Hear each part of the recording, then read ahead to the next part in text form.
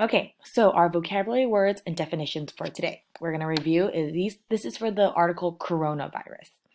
So the first word is world. The definition for world is the earth and everything on earth. The second word is coronavirus. The definition is a new illness that spreads quickly from person to person. The next vocabulary word is spread. This word means to affect more and more people. And our last word is stop. This word means to cause something to end.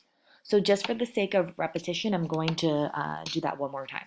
So the first word is world. World. If you can, please repeat after me just so we can be familiar with saying it. World. The earth and everything on earth.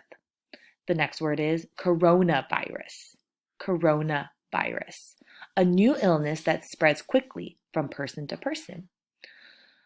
The next word is spread. Spread. To affect more and more people.